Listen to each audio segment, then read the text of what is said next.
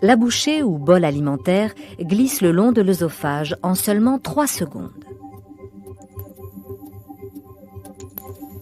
Voici la sortie qui mène vers l'estomac, une valve qui se trouve au bout de l'œsophage. Au-delà se trouve l'intérieur d'un sac musculaire. Cette caverne est l'estomac quand il est complètement rempli. Sa capacité maximale est de 1,5 litre. Des acides puissants attaquent et décomposent les aliments, mais il est mystérieusement immunisé contre ces acides. Le secret se cache dans ses parois en zigzag. Elles sont recouvertes de puits profonds bordés de cellules microscopiques. De façon étrange, certaines cellules sécrètent de l'acide chlorhydrique alors que des cellules voisines sécrètent un mucus gluant qui recouvre les parois de l'estomac et l'empêche de s'autodétruire.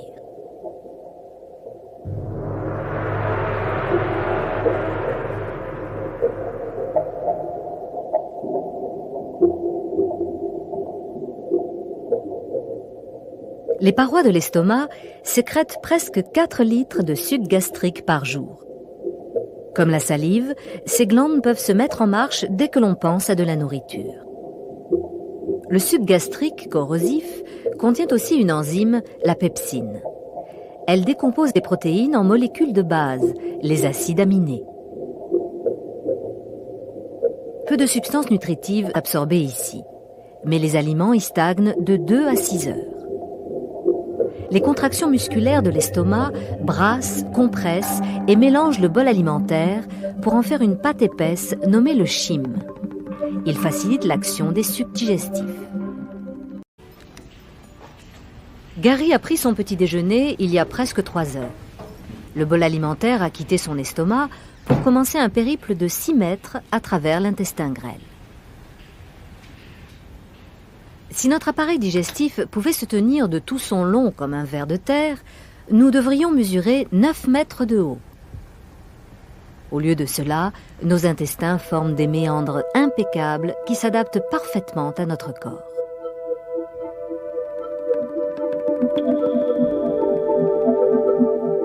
Le péristaltisme continue son rôle de tapis roulant, poussant le chyme vers l'extérieur de l'estomac à travers cette minuscule valve à sens unique. À chaque contraction, moins d'une cuillerée à café de chyme est poussée vers le haut de l'intestin grêle, le duodénum.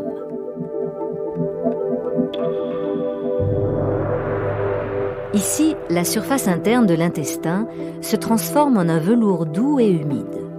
Elle est spécialement conçue pour absorber les constituants décomposés des aliments.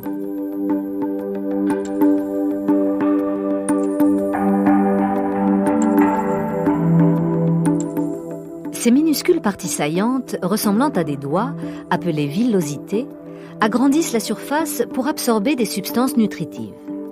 Elles rendent la surface des parois intestinales 10 fois plus grande que la surface de la peau, assez pour recouvrir la moquette de votre salle à manger. C'est ici que les substances nutritives passent de l'intestin dans le sang. Chaque petite villosité contient un réseau de vaisseaux sanguins qui absorbent le glucose et les acides aminés, les matières de base des hydrates de carbone et des protéines. Les graisses passent par des conduits minuscules dans les villosités qui se connectent à un autre système de plomberie du corps humain, les vaisseaux lymphatiques qui finalement se déversent dans le sang. Des substances nutritives des aliments. Après avoir mangé un repas lourd, le sang arrivant d'autres régions du corps irrigue ses capillaires. Nos muscles sont faibles et notre cerveau embrouillé.